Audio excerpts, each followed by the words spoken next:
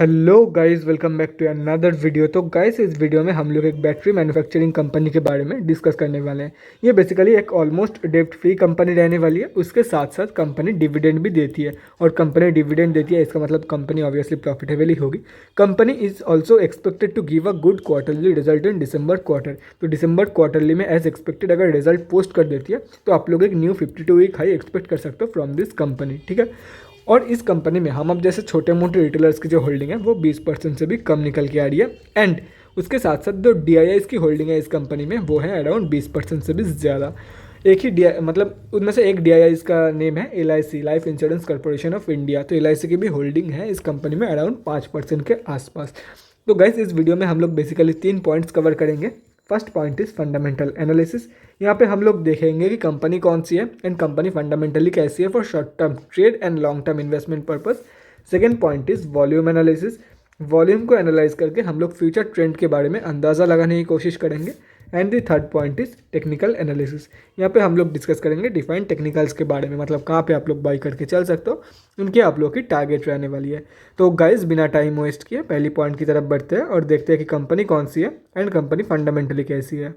तो गाइज, यहाँ पे आप लोग कंपनी का नेम देख सकते हो, एक्साइड इंडस्ट्रीज लिमिटेड। आई गेस अगर आप लोग के घर में कोई भी स्कूटी हो या बाइक हो, स्कूटर हो, कार हो, आप लोग इस कंपनी का बैटरी कभी ना कभी यूज़ किए ही होंगे। ट्रक हो, मतलब कुछ भी। तो इस कंपनी का जो बैटरी है वो आप कभी ना कभी यूज़ किए ही होंगे। उसके साथ साथ ये जो कंपनी है इसकी एक सब्सिडरी कंपनी है, यहाँ पे देख सकते हो एक्साइड लाइफ इंश्योरेंस कंपनी। यहाँ से भी ये कंपनी जो है वो रेवेन्यू जनरेट करती है। तो यहाँ पे देख सकते हो, अगर डिटेल में कुछ जानना है कंपनी के बारे में तो ऑब्वियसली कंपनी के वेबसाइट में जाके जान सकते हो, या तो फिर गूगल भी कर सकते हो। जो डेटा आप लोगों को चाहिए वेबसाइट या तो फिर गूगल पे आप लोग को मिल जाएगा डेफिनेटली। कंपनी बहुत BSE एंड NSE में लिस्टेड है। 15,000 करोड़ के आसपास की कंपनी की मार्केट कैप है। 17.6 की PE है। ROCE 15.4%। रिटर्न ऑन इक्विटी 11.5% के आसपास। बुक वैल्यू से काफ़ी ऊपर ट्रेड कर रही है कंपनी। एंड एक साल में ठीक ठाक रिटर्न, काफ़ी सही तो नहीं बोलूँगा, ठीक ठाक रिटर्न एक साल में कंपनी दे रही है। एंड डिविडेंड भी काफ़ी सही पे करती है कंपनी। फेस वैल्यू 1 की है।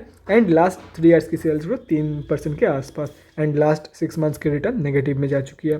प्रोज एंड कॉन्स के बारे में डिस्कस करें तो गाइज, यहाँ पे आप लोग देख सकते हो कंपनी ऑलमोस्ट डेब्ट फ्री रहने वाली है and expected to give a good quarterly result. ये दो पॉइंट्स मैंने वीडियो के स्टार्टिंग में ही आप लोगों को बता दिया था। थर्ड पॉइंट देख लेते हैं। Company has been maintaining a healthy dividend pay out of 29.6%, लगभग 30% के आसपास। कॉन्स में अगर देखा जाए तो 5 साल की सेल्स ग्रोथ एंड 3 साल की जो रिटर्न ऑन इक्विटी है वो काफ़ी कम निकल के आ रही है, लेकिन दोनों ही पॉजिटिव में है। ये देखो, 5 साल की कंपैरिजन में 8% काफ़ी कम है, एंड 3 साल की कंपैरिजन में लगभग 13%। अगेन काफ़ी कम है लेकिन ठीक ठाक है। ये नहीं बोलूँगा बहुत ज़्यादा कम नहीं है, लेकिन ठीक ठाक है। उसके बाद अगर क्वार्टरली रिजल्ट के बारे में डिस्कस करें तो गाइज, यहाँ पे आप लोग देख सकते हो ओवरऑल एक प्रॉफिटेबल कंपनी है। एंड अगर ईयर ऑन ईयर बेसिस पर देखा जाए तो सेम यहाँ पे आप लोग देख सकते हो टोटली प्रॉफिटेबल कंपनी है। ये कभी भी लॉस नहीं दिया। देखो, जितना डेटा अवेलेबल है यहाँ पे उसके अकॉर्डिंग तो कभी भी कंपनी ने लॉस नहीं दिया है। बाकी अगर उससे पहले दिया होगा तो मुझे मालूम नहीं, या तो फिर आइडिया नहीं भी बोल सकते हो। बैलेंस शीट में डिस्कस करें तो गाइज देख सकते हो कंपनी ने जो है वो सितंबर की, देखो यहाँ पे भी दिसंबर क्वार्टरली की कोई भी अपडेट नहीं है तो कुछ कह नहीं सकते। अगर दिसंबर क्वार्टरली में कंपनी ने डेब्ट इंक्रीज़ किया होगा तो मुझे मालूम नहीं। तो यहाँ पे देख सकते हो अकॉर्डिंग टू सितंबर क्वार्टरली की बैलेंस शीट, यहाँ पे देख सकते हो कि मार्च क्वार्टर की कंपैरिजन में सितंबर की क्वार्टर में कंपनी ने डेब्ट रिड्यूस किया था एंड रिजर्व जो है वो इंक्रीज़ किया था। और अगर देखा जाए तो डेब्ट फ्री कंपनी वो इसको आप लोग बोल सकते हो, क्योंकि डेब्ट की जो मतलब डिफरेंस है रिजर्व एंड डेब्ट के बीच में वो आप लोग देख सकते हो। बाई 7,000 करोड़, ऑलमोस्ट 6,900 करोड़ के आसपास की डिफरेंस है दोनों के बीच में। उसके बाद अगर कैश फ्लोज, तो कैश फ्लोज के रिगार्डिंग कोई भी लेटेस्ट अपडेट नहीं है तो कुछ श्योरली कह नहीं सकते। उसके बाद शेयर होल्डिंग पैटर्न, तो गाइज यहाँ पे आप लोग देख सकते हो अगर 3 साल की कंपैरिजन में प्रमोटर्स की होल्डिंग देखा जाए तो वो कांस्टेंट है। एंड अगर देखा जाए FIIs की होल्डिंग तो वो स्लाइटली कम हुई है। एंड DIIs की होल्डिंग 3% के आसपास कम हुई है 3 सालों में। और अगर लास्ट क्वार्टर की कंपैरिजन में देखा जाए तो गाइज देखो, यहाँ पे पहले दिखाया था कि दिसंबर क्वार्टरली की शेयर होल्डिंग पैटर्न आउट हो चुकी है। यहाँ पे प्रोमोटर्स की होल्डिंग कांस्टेंट है। FIIs एंड DIIs ने दोनों ने ही सेलिंग किया है दिसंबर की क्वार्टर में, जैसे कि आप लोग यहाँ पे देख सकते हो। प्रोमोटर्स में चेक कराता हूँ किसकी होल्डिंग है, FIIs में भी दिखा देता हूँ। गवर्नमेंट पेंशन फंड ग्लोबल की होल्डिंग है इसमें, और इन्होंने अपना होल्डिंग जो है वो इंक्रीज़ किया है लास्ट क्वार्टर में, मतलब दिसंबर की क्वार्टर में देख सकते हो यहाँ पे DIIs में चेक कराता हूँ, LIC की होल्डिंग है, ICICI prudential value discovery fund की होल्डिंग है, HDFC ट्रस्टी कंपनी की होल्डिंग है, और भी यहाँ पे आप लोग देख सकते हो New India Assurance, Aditya Birla Sun Life trustee, ICICI Prudential life insurance company, यहाँ पे आप लोग देख सकते हो कोटक इक्विटी सेविंग्स फंड। और अगर पब्लिक में डिस्कस करें तो देख सकते हो हैथवे इन्वेस्टमेंट्स प्राइवेट लिमिटेड की होल्डिंग है 4.32%, और सिर्फ यही एक बड़े रिटेलर है जिसकी होल्डिंग है इस कंपनी में। अगर ये कैलकुलेट करते हो तो हम अब जैसे छोटे मोटे रिटेलर की जो होल्डिंग है वो अराउंड 20% के आसपास निकल के आ रही है। तो गाइस अभी कंक्लूजन पे आता है कि कंपनी एक्चुअली कैसी है for short term trading and long term investment purpose. तो पहले शॉर्ट टर्म ट्रेडिंग के लिए डिस्कस कर लेते हैं। देखो गाइस मैं शॉर्ट टर्म के लिए इतना ज़्यादा रिकमेंड नहीं करूँगा। क्यों नहीं करूँगा, उसका रीज़न ये है कि लास्ट 6 मंथ्स का रिटर्न कंपनी में नेगेटिव में है, तो ऐसा मैं रिकमेंड तो नहीं करूँगा फॉर शॉर्ट टर्म ट्रेडिंग। बाकी अगर आप लोग शॉर्ट टर्म ट्रेडिंग करना चाहते हो तो एक नीचे की पॉइंट देख के देखो। हाँ, अगर आप लोगों को एक बहुत ही सही प्राइस पॉइंट पे मिल जाती है तो कर सकते हो, लेकिन सिर्फ आंखें बंद करके बाई कर लिया एक नीचे की प्राइस पॉइंट पे तो देखो इनडायरेक्टली वो स्विंग ट्रेडिंग ही हो जाएगी एकदम, मतलब टेक्निकल्स को फॉलो करके नीचे की प्राइस पॉइंट बाई करना वो इनडायरेक्टली स्विंग ट्रेडिंग ही है। तो मैं यही बोलूँगा स्विंग ट्रेडिंग करो, बाकी शॉर्ट टर्म में कोई मज़ा नहीं है। या तो फिर हो सकता है 6 से 8 महीने बाद जब आप लोग प्रॉफिट बुकिंग करोगे शॉर्ट टर्म कैपिटल गेन में तब आप लोग को लॉस में ही मिले। तो शॉर्ट टर्म के लिए बिल्कुल भी रिकमेंड नहीं करूँगा, क्योंकि देखो अगर आप लोग टेक्निकल्स फॉलो कर रहे हो तो वो स्विंग ट्रेडिंग हो जाएगा, वो शॉर्ट टर्म ट्रेडिंग नहीं है। शॉर्ट टर्म ट्रेडिंग लेने की कोई ज़रूरत भी नहीं है। अगर देखो एक्सट्रीमली भरोसा ना हो कि कंपनी जो है वो अगले साल इतना ज़्यादा रिटर्न दे सकती है, अगर यही भरोसा है तो ही शॉर्ट टर्म लो, otherwise don't go for it. बाकी अगर लॉन्ग टर्म के बारे में पूछते हो तो गाइस मैं आप लोगों को यही बोलूँगा, देखो कंपनी तो काफ़ी सही है, ये सबको पता है, सबको बच्चा को इस कंपनी का नेम मालूम है, ठीक है। लॉन्ग टर्म के लिए मैं यही बोलूँगा कंसिडर करके चल सकते हो, क्योंकि कंपनी की जो 1 साल की रिटर्न है वो आप लोग यहाँ पे देख सकते हो काफ़ी कम है, 100% भी नहीं है 1 साल की रिटर्न।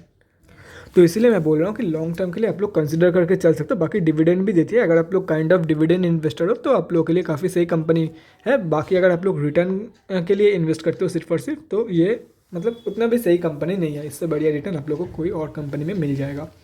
बाकी आप लोगों के ऊपर है, आप लोगों के पैसे है, आप लोगों को देखो इन्वेस्टमेंट करने से पहले एक बार खुद रिसर्च कर लेना, ठीक है।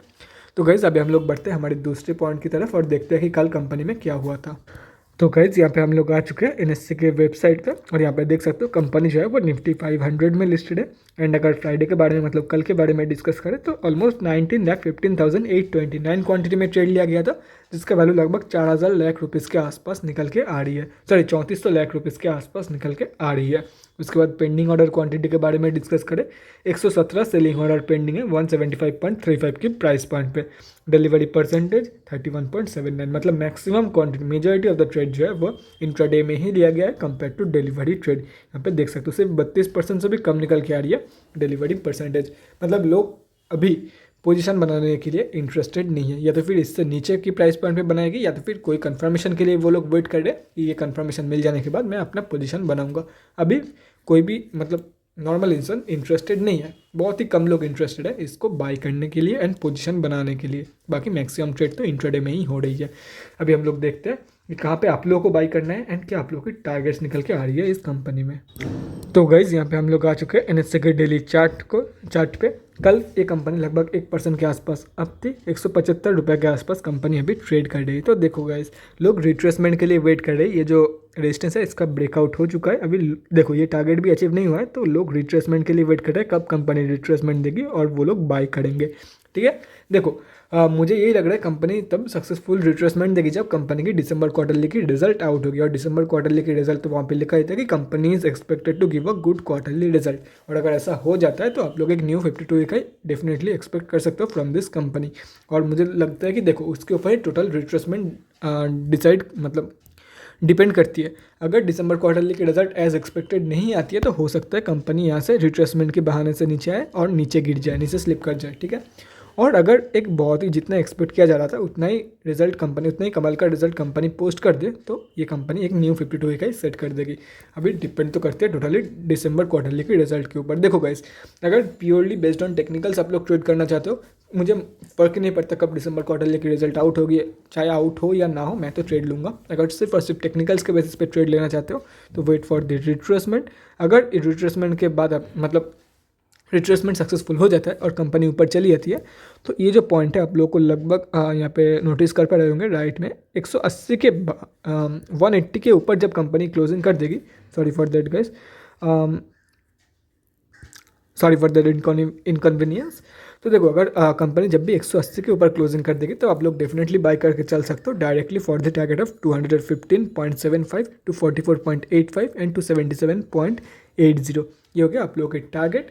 और अगर देखो अगर आप लोग वेट कर रहे हो कि दिसंबर क्वार्टरली की रिजल्ट आएगी और नोटिस करोगे, मतलब हर दिन मॉनिटर करोगे कि आज आई है, कल आएगी कि नहीं, ये अगर आप लोग नोटिस कर रहे हो और तब आप लोगों को लगे कि दिसंबर क्वार्टरली की रिजल्ट काफ़ी सही आई है और जितना एक्सपेक्ट किया जा रहा है, देखो गाइस यहाँ पे लिखा हुआ है एस्टिमेट कितना है, एस्टिमेट अर्निंग्स रेवेन्यू कितना है, अगर इतना ही आ जाती है और इससे भी ज़्यादा भी अगर आ जाती है तो आप लोग को पता है कि कंपनी ऊपर जाने वाला है, रॉकेट होने वाला है, ठीक है।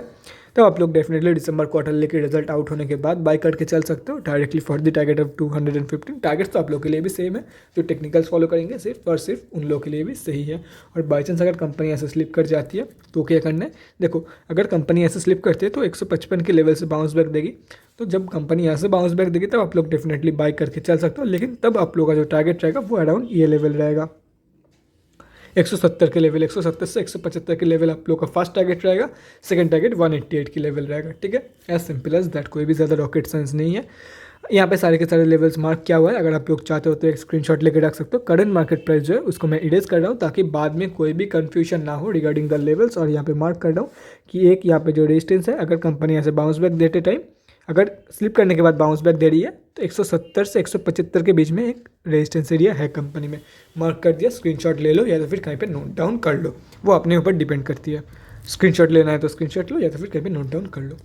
तो guys that's it for this video, अगले वीडियो में मिलते हैं गाइज, थैंक्स फॉर वॉचिंग। और गाइज अगर आप लोगों के मन में कोई भी डाउट या क्वेरी रहती है स्टॉक मार्केट या किसी भी स्टॉक से रिलेटेड तो कमेंट सेक्शन में कमेंट करके मुझसे पूछ सकते हो, या तो फिर मेरे इंस्टाग्राम का लिंक आप लोगों को डिस्क्रिप्शन बॉक्स में मिल जाएगा, जाके वहाँ पर ही मुझे डीएम कर सकते हो for an one on one conversation. Thanks again for watching guys, bye guys and definitely guys stay safe.